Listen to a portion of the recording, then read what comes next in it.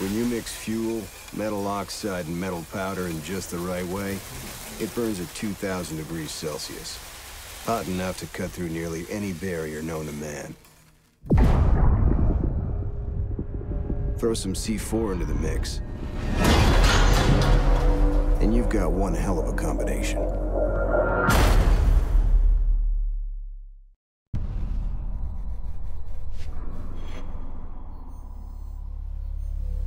Hey, what's up guys? Ripley here. Welcome back to Pro Tactics Ops. Today we're going to be talking about Thermite.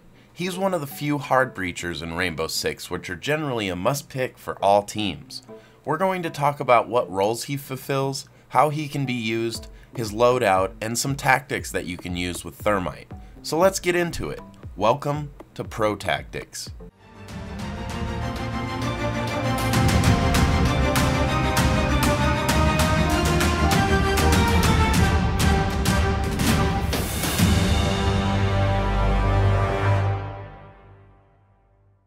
Jordan Trace, aka Thermite, is part of the American FBI CTU. He's a 2-speed, 2-armor operator, so he's well-rounded.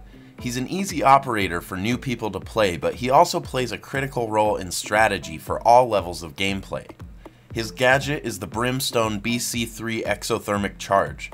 He can use this device to breach reinforced walls to open up a location. This can be used to create another way in or limit the amount of cover the enemy team has for defense.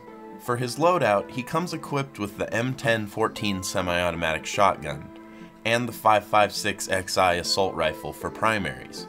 For secondaries, he's got the options of the M45 MUSOC or the 5.7 USG handguns.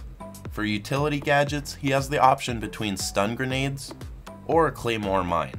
When selecting a loadout, I always run the 5.56 XI with the compensator and the vertical grip. You can select whatever sight suits you because that's personal preference. The shotgun can come in useful and I have seen people use it, but I generally don't equip it because most of your engagements are at longer range, and having an automatic is generally the best route to take for attack.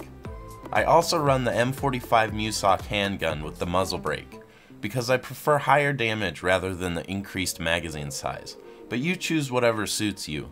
For utility, I mostly run the claymore, but the stun grenades can come in useful as well. Just choose whatever will come in useful for you and your team. Moving on to your role and gameplay. As Thermite, your main job is to open reinforced walls, generally those that lead directly into the site. This means you want to try and survive until your job is complete, so make sure you play it back. Don't run in going for frags or putting yourself in unnecessary danger until your job is finished. This is why Thermite is a great operator for an IGL or droner giving calls for your team. You have less to focus on initially and can make good use of your time by doing this until you get your job completed. Once your job is complete, you can focus on planting the diffuser or getting frags with your team.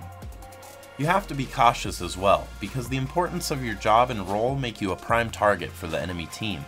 Getting rid of a Thermite can be make or break for a team's strategy and is a very valuable pick for the opposing team if they manage to take you out.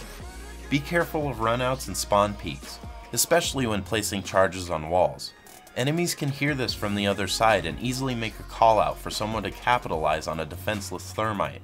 Which brings me to another point. Bandit is one of your main counters. Most of you, I am sure, are familiar with the term bandit tricking, but for those of you that aren't, Bandit is able to place his batteries down on a reinforced wall as Thermite places his charge. This will fry the charge, rendering it useless.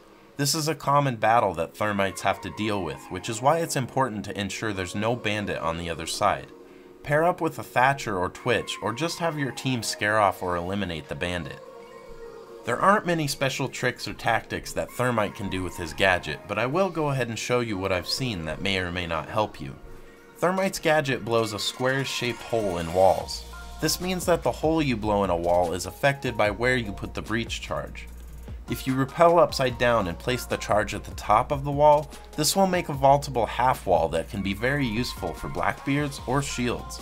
Since their weakness is getting shot in the body or feet, this can help keep them protected. The con to this is that you have to vault over to enter the room, which can expose you and make entry very dangerous. Alright, to summarize it all up, Thermite is a well-rounded operator that's easy to play, but also plays a critical role on a team. He's great and fitting for an IGL or droner, but must remain cautious in play until his charges have been used. Once they have been used, he can support his team by planting a diffuser or going for frags. He's one of 2 hard breachers in Rainbow Six so far, which makes him a possible must pick. Well, that's it for this video. I hope you guys enjoyed it and learned something useful. Don't forget to leave a comment below on your thoughts about Thermite so I can reply. Make sure to like and subscribe to see more content in the future, and I'll see you all in the next video.